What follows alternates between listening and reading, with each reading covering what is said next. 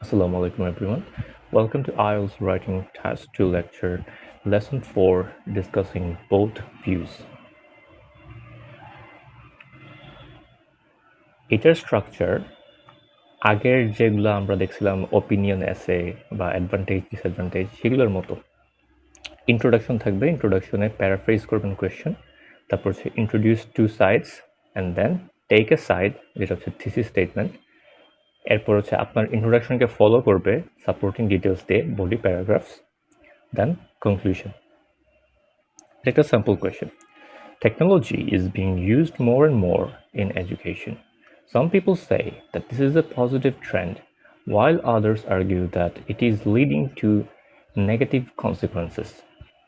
Discuss both sides of this argument and then give your own opinion. যেটা হচ্ছে আমি আগের ভিডিওতেও বলছিলাম যে আমি চেষ্টা করছি সব কোয়েশনটা একটু কাছাকাছি একই টেকনোলজি একই টপিকে থাকার যাতে করে 5টা টাইপের মধ্যে ভেরিয়েন্সটা বোঝা যায়। সো এটা হচ্ছে কোয়েশনের মধ্যে ফার্স্ট আমরা কী করবো, আমাদেরকে কোয়েশনটাকে প্যারাফ্রেজ করতে হবে। প্যারাফ্রেজ করতে হইলে প্রথমে আমরা কিছু কিওয়ার্ড সিলেক্ট করব এবং সেই কিওয়ার্ডগুলোকে আমরা কিছু সিনোনিম চিন্তা করে বের করব। টেকনোলজি একটা keyword, more and more, education, trend, positive trend একটা কিওয়ার্ড, কনসিকোয়েন্সেস, নেগেটিভ কনসিকোয়েন্সেস একটা কিওয়ার্ড। তো এই কিওয়ার্ডগুলোর যদি আমরা দেখি synonym, technology, innovation, modernisation, development, progress, modern tools, অনেকগুলো সিনোনিম আছে। মোর আমরা আগেও দেখে আসছি।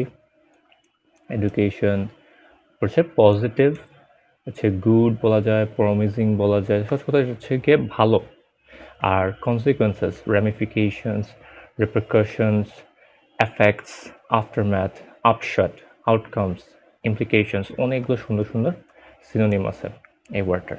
এখন আপনার মনে হইতে পারে আপনি তো একটা সিনোনিম হইলেই হয়, আপনি একটা এই যে কোয়েশনটা আছে কোয়েশনটার একটা সিনোনিম আপনার তো একবারই প্যারাফ্রেজ করবেন, সিনোনিম আপনার এতগুলো চিন্তা করতে হবে কেন? কথা হচ্ছে আপনি থ্রু আউট দি এসে আপনার এই ওয়ার্ডগুলো, এই যে টেকনোলজি বা এডুকেশন, ট্রেন্ড, কনসিকোয়েন্স, এই ওয়ার্ডগুলো আপনার বারবার আসবে। আপনি যদি আপনার এসের মধ্যে রিপিটিশন কমাইতে পারেন, বিভিন্ন সিনোনিম ইউজ করতে পারেন, এই জিনিসগুলোই আপনার লেক্সিক্যাল রিসোর্সে মার্ক বাড়াবে। আমরা মনে করি আপনাদের লেক্সিক্যাল রিসোর্সে মার্ক বাড়ানোর জন্য আমাদের খুব কঠিন কঠিন শব্দ শিখতে হবে, সেটা না। আপনার লেক্সিক্যাল রিসোর্সের মার্কিংটা হয় আপনি কত বেশি সিনোনিম ইউজ করতে পারেন, আপনার লেখার মধ্যে রিপিটিশন আছে কিনা। আপনি যদি একই জিনিস বারবার বারবার বলতে থাকেন, একই রকমের ওয়ার্ড বারবার ইউজ করতে থাকেন, তাহলে আপনাকে যে আপনার এসেটা পড়তেছে সে ভাববে যে আপনি আপনার ওয়ার্ডের ভান্ডার, আপনার শব্দ ভান্ডার কম হওয়াতে আপনি বেশি নতুন নতুন ওয়ার্ড চিন্তা করতে পারতেছেন না, এই জন্য আপনার লেক্সিক্যাল রিসোর্সে মার্ক কমবে। লেক্সিক্যাল রিসোর্স যে ক্যাটাগরি, যে মার্কিং ক্রাইটেরিয়া, এই মার্কিং ক্রাইটেরিয়াতে বেশি মার্ক পাওয়ার একটাই কাজ করতে হয়, যেটা হচ্ছে অ্যাভয়েডিং রিপিটিশন। কীভাবে রিপিটিশন অ্যাভয়েড করবেন? আপনাকে বেশি বেশি সিনোনিম ব্যবহার করতে হবে। আইডিয়া জেনারেশন, এখানে আপনার কাজ হচ্ছে, যদি আমি চিন্তা করে দেখি, আপনি কোয়েশ্চনটা ছিল এরকম যে আপনাকে discuss both sides of this argument and then your own opinion. Question টাইপটা কী টাইপ? কোয়েশ্চনটা হচ্ছে বোথ ভিউস টাইপ, দুইটা ভিউ থাকতেছে এবং দুইটা ভিউয়ের মধ্যে এটা হচ্ছে আপনাকে চিন্তা করতে হবে। তো আইডিয়া জেনারেশন বোথ ভিউ মানে একদিকে আছে একটা ভিউ যেটা হচ্ছে পজিটিভ, যেখানে ধরে নিলাম অ্যাডভান্টেজ, তাদের কি আছে ইনক্রিজড অ্যাক্সেস টু ইনফরমেশন, সে বেশি ইনফরমেশন অ্যাক্সেস পাবে, ইন্টারনেট ঘাঁটতে পারতেছে স্টুডেন্টরা, তার অ্যাক্সেস বেড়ে গেল। পার্সোনালাইজড লার্নিং, নিজের মতো করে শিখতে পারবে। কারো মনে হলো একটু বেশি শিখবে, সে আর 2-3টা বই বেশি পড়লো। কারো মনে হলো আমি যা আছে তাই শুধু পড়বো, সে শুধুমাত্র সেটাই পড়লো। হ্যাঁ, পার্সোনালাইজ থাকলো। ফ্লেক্সিবল শিডিউলিং, তার শিডিউলিংটা সে ফ্লেক্সিবল করতে পারলো। ধরেন আপনি আপনার পড়ালেখার টাইমটা যে কোনো সময় আপনি পড়ালেখা করতে পারতেছেন, আপনার সাথে একটা ট্যাবলেট থাকলে আপনি সেই ট্যাবলেটের মধ্যে একটা বই ডাউনলোড করে রাখছেন, সেটা আপনি যে কোনো সময় পড়তে পারতেছেন। Flexible scheduling. ডিজিটাল লিটারেসি, সে যেহেতু আপনার পড়ালেখার জন্য বা যে কোনো কাজে সার্চিংয়ের জন্য সে এগুলো ব্যবহার করতেছে, ব্যবহার করতে করতে তার এইসব ব্যবহার করা, এই যে মডার্ন টুলস, ল্যাপটপ ইউজ করা, মোবাইল ইউজ করা, ইন্টারনেট সার্চ করা, এগুলো শিখে তার ডিজিটাল লিটারেসি বাড়বে। ডিসঅ্যাডভান্টেজ কী বা অপোনেন্টের সাইডে কী বলতেছে? যে আরেকটা ভিউ আছে, সেই আরেকটা ভিউ সেটা কি?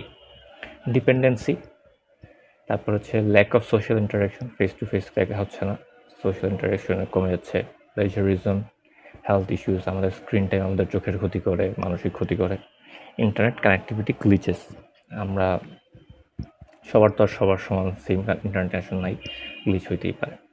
তো কোয়েশ্চেনটাকে প্যারাফ্রেজ করুন, আমাদের ইন্ট্রোডাকশন লেখা শুরু করছি, তো এটা ফার্স্ট অফ অল আমাদের কোয়েশ্চেনটাকে প্যারাফ্রেজ করতে হয়। The wide spread use of technology such as tablets and laptops into educational settings sparks a debate over its implications. এই যে দেখেন ওয়াইড স্প্রেড, এই চারটা আমরা সিনোনিম ইউজ করছি। এডুকেশনাল সেটিং, আমরা যদি কোয়েশনটা আর একবার দেখে আসি, technology is being used more and more, এই মোর অ্যান্ড মোরটা হয়ে গেছে ওয়াইড স্প্রেড, এডুকেশনের জায়গায় হয়ে গেছে এডুকেশনাল সেটিংস, কনসিকুয়েন্স হয়ে গেছে ইমপ্লিকেশন, ঠিক আছে? ইমপ্লিকেশন হয়ে গেছে মোর অ্যান্ড মোর হয়ে গেছে ওয়াইড স্প্রেড। সো এই দেখেন আমি এখানে চারটা সিনোনিম ব্যবহার করতে পারছি আমার একদম শুরুতেই। সো এটা আমার লেক্সিক্যাল রিসোর্সের মার্কটা অনেক উপরে নিয়ে যাবে। Next কাজ কি? Introducing the two sides. Advocates contend that this trend is inherently positive, while critics disagree and think it will lead to adverse ramifications. এই দেখেন আবারও কিন্তু যে আমরা একটাকে কনসিকুয়েন্স নিয়ে কথা বললাম, কনসিকুয়েন্সকে ইমপ্লিকেশন একবার লিখছি, রেমিফিকেশন আরেকবার লিখছি। সো এইভাবেই আপনাকে একই ওয়ার্ড বারবার ইউজ করতে হবে। এই ওয়ার্ডের যতগুলো ভেরিয়েন্ট আপনি ইউজ করতে পারবেন আপনার মার্ক বাড়বে। অ্যাডভোকেটস মানে কি? যারা হচ্ছে এটার পক্ষে। অ্যাডভোকেটসরা বলতেছে content that this trend is inherently positive, স্বভাবতই পজিটিভ। ওয়াইল ক্রিটিক্স ডিসএগ্রি, যারা এটা বিপক্ষে, যারা এটা সমালোচক, তারা ডিসএগ্রি করতেছে and think it will lead to adverse ramification, negative consequence হবে, তার যে ফলাফলটা ভালো হবে না। থিসিস স্টেটমেন্ট, আপনি যখন আমি বলছিলাম যে তিনটা টাইপ আছে, অ্যাডভান্টেজ, ডিসঅ্যাডভান্টেজ, অপিনিয়ন এবং এই যে এখানে ডিসকাস বোথ ভিউ, এইসব ক্ষেত্রে আপনাকে অবশ্যই একটা থিসিস স্টেটমেন্ট লিখতে হবে এবং থিসিস স্টেটমেন্ট আপনাকে অবশ্যই বলে দিতে হবে যে আপনি কোন সাইড নিচ্ছেন। হ্যাঁ, আপনি যদি চান আপনি ইন্ট্রোডাকশনে না লিখে আপনি একদম কনক্লুশনে গিয়ে সাইডটা লিখতে পারেন, তবে এটা ভালো আপনার ইন্ট্রোডাকশনের মধ্যেই আপনি কোন সাইড নিচ্ছেন সেটা বলে দিলে ভালো। এবং আমি একদম লেসনের শুরুতে একদম যে ফার্স্ট লেসনে বলছিলাম যে এগ্রিং যেটা ব্যাপার আছে সেটা হচ্ছে একটা স্পেকট্রাম, আপনি স্ট্রংলি করতে পারেন, পার্শিয়ালি করতে পারেন, কমপ্লিটলি করতে পারেন, এগ্রি অথবা ডিসএগ্রি দুটোই। তো এই জিনিসটা যদি হয় তাহলে এখানে কতটুকু বিলিভ করেন সেটা বললে ভালো। এই জন্য আমি এই নিচের জিনিসটা পছন্দ করি। I strongly believe that the increasing use of technology in education hold significant benefits for both students and teachers. যত বেশি ব্যবহার হবে টেকনোলজি, টিচার আর স্টুডেন্ট দুজনের জন্যই ভালো। আর যদি চান এভাবেও লেখা যায়, এটাও সুন্দর। This essay aligns with the viewpoint that the increasing use of technology in education holds significant benefits for both students and teachers. দুইটাই একই কথা বলতেছে, জাস্ট একটু ভিন্নভাবে বলা। আপনার যেটা ভালো লাগে সেটা যে কোনো একটা ব্যবহার করতে পারেন। Body 1 paragraph. One of the primary advantages lies in the expansive access to information afforded by internet. এই জিনিসটা কি? এই যে প্রথম সেন্টেন্স, এই জিনিসটা হচ্ছে টপিক সেন্টেন্স।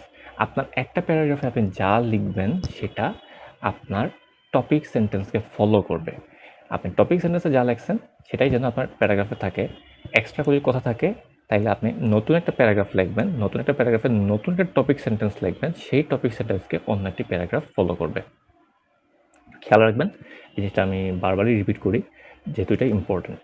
আমাদের কোহেরেন্স অ্যান্ড কোহিশনের মার্ক বেশি পাওয়ার জন্য এই জিনিসগুলো জরুরি। যে কোহেরেন্স, যে আপনার কথাবার্তাগুলো কোহেরেন্ট কিনা। আপনার আগে একটা কথা বলছেন, ইন্ট্রোডাকশনে একটা কথা বলছেন, আপনার বডি প্যারাগ্রাফে আরেকটা কথা বললেন, আপনার কথাবার্তা কোহেরেন্ট হইল না, সামঞ্জস্যপূর্ণ হইল না। আপনি প্রথমে বললেন আমার জিনিসটা পছন্দ, আপনার প্যারাগ্রাফে এসে লিখলেন আমার জিনিসটা পছন্দ না, সেটা ইনকোহেরেন্ট হয়ে গেল।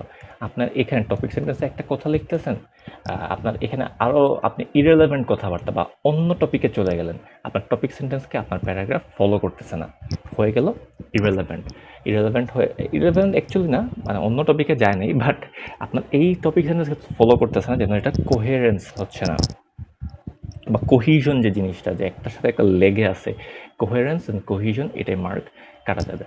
এটা যে ইন্ট্রোডাকশনকে আপনার প্যারাগ্রাফগুলো ফলো করবে, প্যারাগ্রাফের টপিক সেন্টেন্স থাকবে, সেই টপিক সেন্টেন্সকে পুরো নিচে জিনিসগুলো সাপোর্টিং ডিটেলস থাকবে।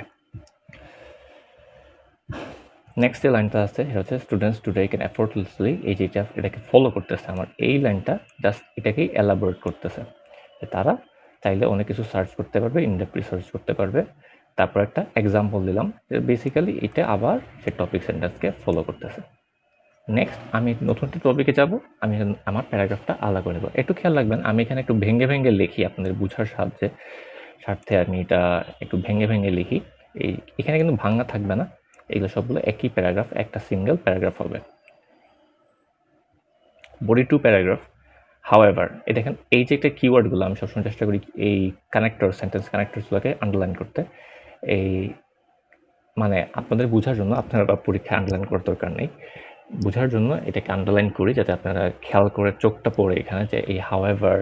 এরপর আপনি যদি আগের স্লাইডটা দেখেন যে one of the primary reasons, noteworthy examples, এগুলো হচ্ছে সেন্টেন্স কানেক্টর। সেটা আপনার কোহেরেন্স বা কোহেরেন্স না, কোহিশনকে একটু ইমপ্রুভ করে। হাউএভার, দেখেন আপনি একটা বিপক্ষে কথা বলতেছেন, বিপক্ষে কথা বলতে আপনি এইসব ওয়ার্ড ইউজ করবেন, however, on the other hand, in contrast. So এই ওয়ার্ডগুলো দেখলে বোঝা যাবে আপনি একটা অন্য লাইনে কথাবার্তা চলে যাচ্ছে, আপনি বিপক্ষ দলের কথাবার্তা এখন বলবেন। সো এই কানেক্টিংগুলা, এই কানেক্টর ওয়ার্ডসগুলা খুবই জরুরি। Detractors assert that technology undermines real human interaction, crucial for nurturing skills such as effective communication, debate, and empathy. These soft skills, they argue, are indispensable for success in both professional and personal realms. Yet, it is imperative to recognize, আমি প্রথম করলাম কি, এই দুই জায়গায় বলতেছি যে আমার এই জিনিসগুলো ক্ষতিকর দিক। এটা হচ্ছে আমার টপিক সেন্টেন্সের পরে এটা একটু এলাবোরেট করলাম, অল্প একটু এলাবোরেট করছি। তারপরে আমি বলছিলাম যে আপনি যখন কোনো একটা কিছুতে স্ট্রংলি এগ্রি করতেছেন, ঠিক আছে, একটা স্ট্রং স্ট্যান্স নিয়েছেন, স্ট্রং স্ট্যান্স নিলে কী করবেন, একটু কথা লিখে ওই প্যারাগ্রাফের মধ্যেই এটা একটা সলিউশন বা এটাকে ধ্বংস করে দেওয়ার চেষ্টা করবেন। ঠিক আছে, এই যে এটার বিপক্ষে একটা কথা, প্রথমত এটা ছিল একটা পক্ষের কথা, সেটার বিপক্ষে এই কথা বললাম, তারপরে আরেকটা বিপক্ষ কথা, এই যে ইয়েট, একটা সেন্টেন্স ক্যারেক্টার ইউজ করলাম। Yet, it is imperative to recognize that technology does not inherently negate human interaction. Platforms like Skype and Facebook enable individuals to connect in novel ways, suggesting that dismissing technology on the grounds of diminished human interaction may be oversimplification. যে আপনি যদি বলেন যে আমার technology আমাকে human interaction কমাই দিচ্ছে, হ্যাঁ ঠিক আছে, ফেস টু ফেস ইন্টারাকশন কমাচ্ছে, কিন্তু আমরা চিন্তা করে দেখেন স্কাইপের মধ্যে আমরা ভিডিও চ্যাট করতে পারতেছি, ফেসবুকে আমরা চ্যাট করতে পারতেছি, এখন তো ভিডিও কলও এনেবল হয়েছে। সো এই জিনিসগুলোর মধ্যে আমরা অনেক মানুষের সাথে, আমার দেশে বসে আমি দেশের বাইরে মানুষের সাথে কথা বলতে পারতেছি, এটা আমাদের সোশ্যাল ইন্টারাকশন বাড়াচ্ছে। সো অন দ্য গ্রাউন্ড যে সোশ্যাল ইন্টারাকশন, সেগুলোর মধ্যে আপনি বলতে পারেন না যে আপনার টেকনোলজি খারাপ। একটু খেয়াল করে দেখেন, আমরা আইডিয়া জেনারেশনে অনেক কিছু লিখছিলাম, যে increase access, personalize learning, flexible seeding, অনেক কিছু লিখছি, এখানে আবার ডিসঅ্যাডভান্টেজে অনেক কিছু লিখছি, কিন্তু সব কিছু আমরা ইউজ করি না, সব কিছু ইউজ করা সম্ভবও না। আপনি যেটা আপনার ভালো লাগে 2-3টা পয়েন্ট লিখবেন এবং ওইটাকেই হাইলাইট করবেন। আপনার মাত্র 250টা ওয়ার্ডস আছে, 250টা ওয়ার্ডে একটু বেশি হয়তো লিখবেন, 270 ওয়ার্ডস লিখবেন, সময় মাত্র থাকবে আপনার লেখার জন্য। আপনি আইডিয়া জেনারেশন করতে লাগবে আপনার 10-15 মিনিট, সব জেনারেশন সিনোনিম করা, প্যারাফ্রেজ করা, ইন্ট্রোডাকশন লেখার পরে আপনার অ্যাকচুয়ালি খুব বেশি সময় থাকবে না। Conclusion. While acknowledging the importance of face-to-face communication, especially in the realm of education, তো আমি কী করলাম, প্রথমেই আমার পজিটিভ দিক লেখার আগে আমি অ্যাকনোলেজ করে নিলাম যে ফেস টু ফেস ইন্টারকমিউনিকেশনটা থাকা উচিত। While acknowledging the importance of face-to-face communication, especially in the realm of education, it is essential to recognize that technology, if approached thoughtfully, enhances rather than diminishes the learning experience. একটা বিশাল লম্বা একটা sentence না? এই একটা জিনিস হচ্ছে IELTS যে grammatical range, এই গ্রামাটিক্যাল রেঞ্জে আপনি যদি বেশি নাম্বার পেতে চান, তাহলে আপনি কমপ্লেক্স, কম্পাউন্ড, কম্পাউন্ড কমপ্লেক্স, এটা লম্বা সেন্টেন্স। সহজ কথায় আপনি লম্বা সেন্টেন্স ব্যবহার করলে আপনার গ্রামাটিক্যাল রেঞ্জে আপনি বেশি ভালো মার্ক পাবেন। এটা একটা কমপ্লেক্স সেন্টেন্স। কমপ্লেক্স সেন্টেন্সের মধ্যেও কম্পাউন্ড সেন্টেন্সও আছে। It is essential to recognize the technology if approach, এটা এখানে একটা কন্ডিশনালও আছে। একটা সেন্টেন্সে আমি কমপ্লেক্সও নিয়ে আসছি, কন্ডিশনালও নিয়ে আসছি। Striking a balance between utilizing technology and preserving the nuances of human interaction is key. In this context, the educational benefits that technology brings are substantial and positive. তো সেটার পরে এই লাইনটা একটু অপশনাল, এটা লিখলেই ইনাফ ছিল। নিচের লাইনটা অপশনাল। বলছিলাম যে কি, যে আপনার ভবিষ্যতে কি লাভ হইতে পারে এটা নিয়ে লেখা, লিখতে পারেন, না লিখলেও কোনো সমস্যা নেই। So that's it for today. Thank you.